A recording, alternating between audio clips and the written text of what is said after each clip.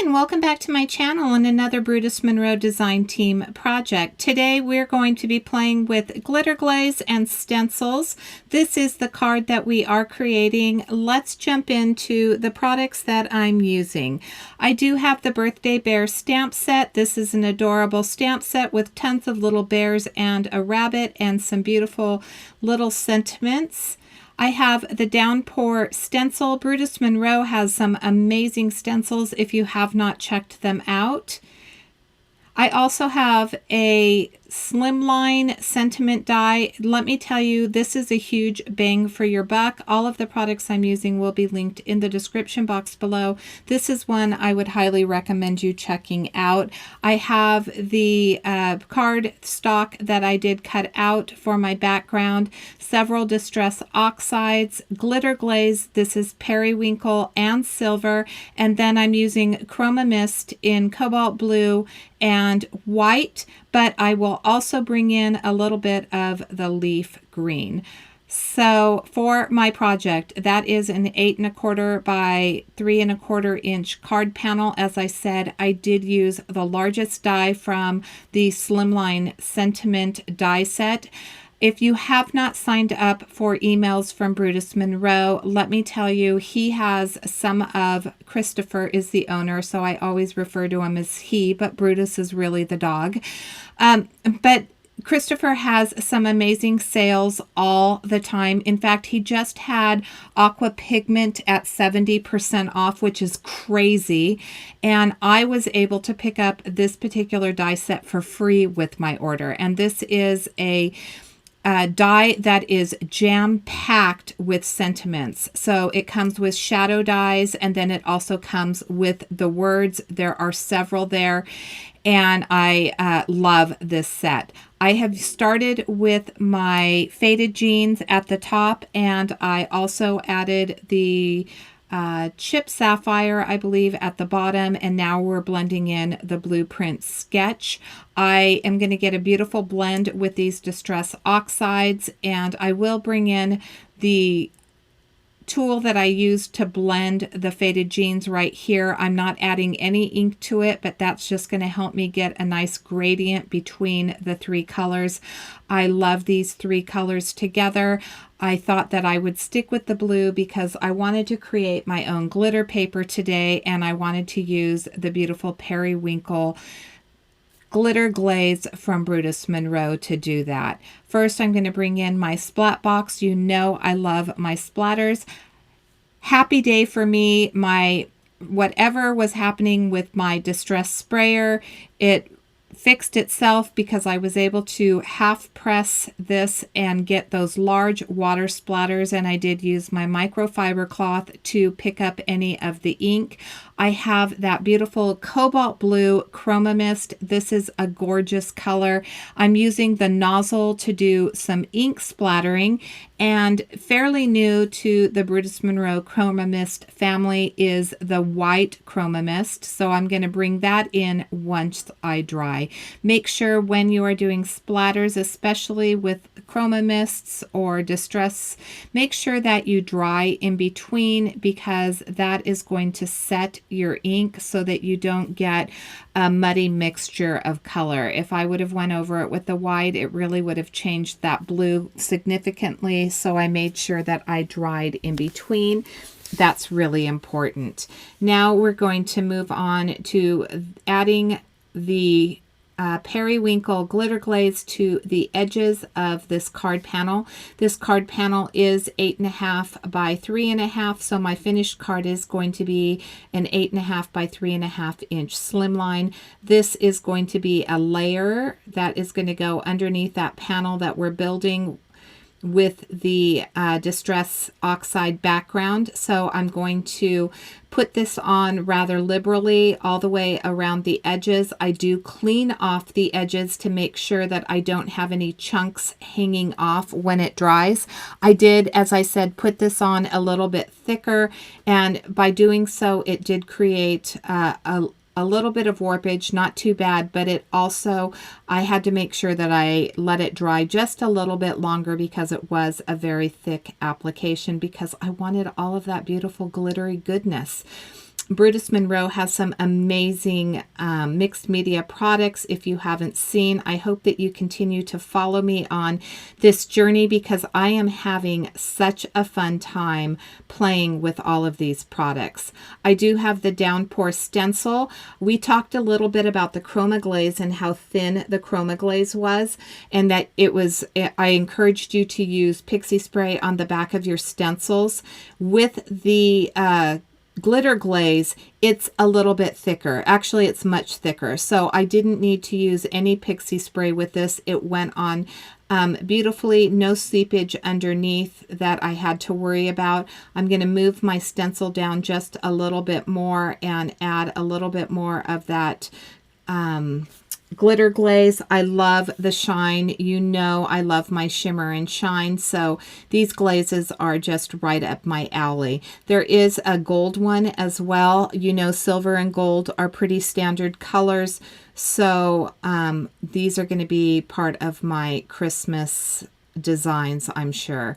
Here is that die that I was talking about. Look at all of the words. There's thank you, hello, I'm sorry, happy birthday. I did cut out the shadows 3 times because I am going to stack them together like chipboard.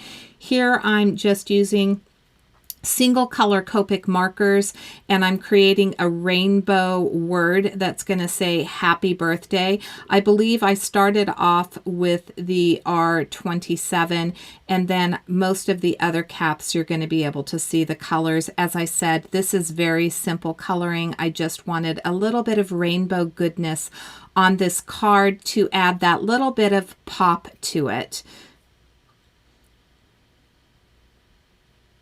Now, I did keep the letters inside the paper because I wanted to make sure that it would be easy coloring. I didn't worry. When I ran it through my die cutting machine, I didn't have to worry about them popping out. They pretty much stayed in place.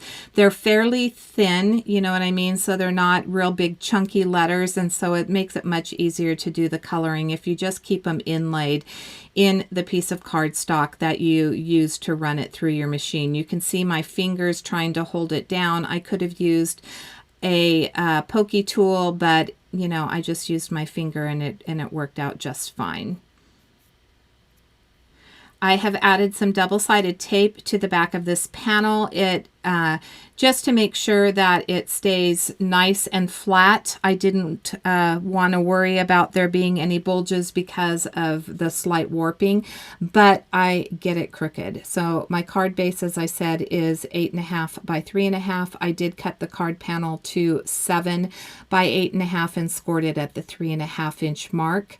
Here I get it nice and straight, but I did lose some of that adhesive on the back when I pulled it up. So I'm just going to use my art glitter glue, and it still glues down really nicely. We're going to add our second panel that we created with the silver glitter glaze, and we're going to add that to the top. I am going to center it so that I have that nice glittery edge to my card, and I love this. Now I do bring in a die from my stash to create the hillside, and then I take it over to my die cutting machine, and I did use the die, the 8.25 by 3.25 inch slimline die, to cut it down so that I had the perfect width for my card panel. I didn't want that hillside to go all the way to the edge of my card. I just wanted it on the inside layer. I'm layering up the word birthday. This is the shadow die. I do the happy off camera because you could basically see what I was doing. And here I'm going to do the coloring off camera, but I wanted to show you that I am using the Brutus Monroe Copic friendly paper. I love this paper. I'm going to stamp up my image using the Raven ink, which is a hybrid ink. So this ink is good for watercoloring and for Copic markers. Now it does color the heart on the birthday bear black. Off camera, I'm going to bring in some red stickles and I'm going to fix that. So that little bear is holding an ice cream cone with a heart on the top, and I'm going to make that heart red off camera with some stickles. Here I've added that leaf green Chroma glaze that I told you I would be bringing in, and I did the splatterings for some cohesiveness with the white Chroma mist. I said Chroma glaze, didn't I, on the green? It's Chroma mist. And now I'm going to start building my sentiment. The birthday is not as defined. The shadow is not as defined as the word happy. As you can see with the word happy, the P's have those tails at the bottom, so it really makes for, you know, very clear, concise lining up, but the birthday is not quite as defined. So I thought that it was a little bit easier just to add the end letters first and then to build on the inside to make sure that I get really good even placement. That word happy, I'm going to get down nice and easy, as I said, and I love the dimension on this. For the birthday bear, I did use some darker BV markers, so those are actually blue-violet markers that I colored my quote-unquote black bear with, and I love the color. I think that it went really well with the background, and then I just used some pretty basic three-tone Copic color combinations, my R27, 29, and 24 for the red balloon. I believe I use the Y13 and then the 11, and I believe I bring in the 15 or the 14. And then for the orange, I use some YR markers. I'm really not sure what markers I used for that. I did add some accents to them using my Glaze pen. And I'm going to add some 1/8-inch double-sided tape to the back of the bear because I wanted to match the dimension that's on the happy birthday chipboard pieces that I've created. And look at how this card is coming together.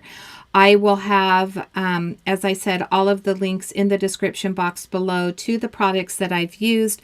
As I said, I would encourage you to sign up for the emails over at Brutus Monroe because you will get notified of all the great sales that he does have. By using my affiliate links, you're really helping me show Christopher over at Brutus Monroe that I'm doing my job and presenting his products. Even if you just want to look and not purchase anything, I greatly appreciate you clicking those. This is my card for today. Thank you so much for watching. Until next time, I hope you have a fabulous day.